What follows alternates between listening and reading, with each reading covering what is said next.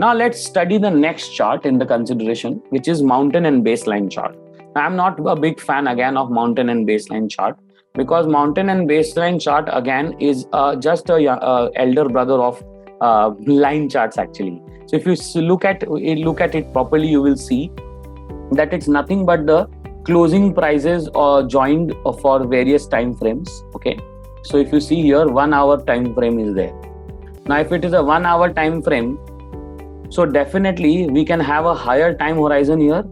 So it's basically a higher time horizon. If you see how much time horizon we have covered, so it's approximately it's kind of 3 months which we have covered here. Okay, now in 3 months, 1 hour, so in one session we have around 6 hours. So 20 sessions in each month would mean around 120 candles or 120 points, and 3 months would mean around 350-60 points, because these are not candles and just dots. You have connected all the dots, right? So it becomes more easier to fit in more time horizon in a line chart compared to a candlestick chart. So this is a 1 hour Nifty chart. Now what is this? This is called the baseline. Okay, that's the baseline. Now who will decide what is the baseline? We will decide. So we can put our baseline wherever we want. We can put our baseline at the cost price also. Suppose you have bought a stock at 20 rupees. So you can put a baseline at 20 rupees, so that whenever the stock went above 20, you will know it will be shown as green. And whenever the stock went below the baseline, it will be shown as underwater. If you see, it looks like a mountain and this looks like underwater shadow. That's why it's called a mountain and baseline chart. Okay, this baseline can also be a benchmark. Suppose you think that, let's say 10,000 level of Nifty is a benchmark, okay, or 11,000 Nifty is a benchmark. So you can upgrade and put your baseline here, so that you'll know whenever Nifty goes above the benchmark or the baseline.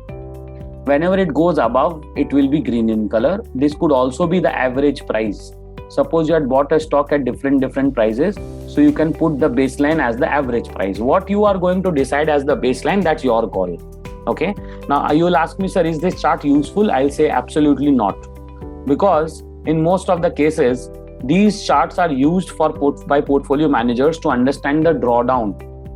The drawdown is basically that at what point of time there was a maximum loss in the charts.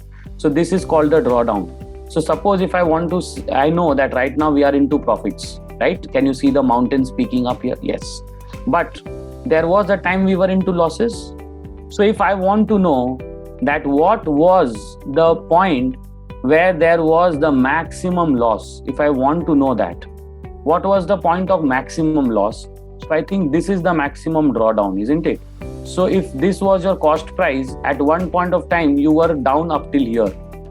That's the maximum loss you had suffered, while right now obviously you are in tremendous profit. If this was your baseline and it was your cost price, then this is the maximum drawdown. This is called the drawdown. This is what a mountain and baseline chart means. So mountain and baseline chart is also done.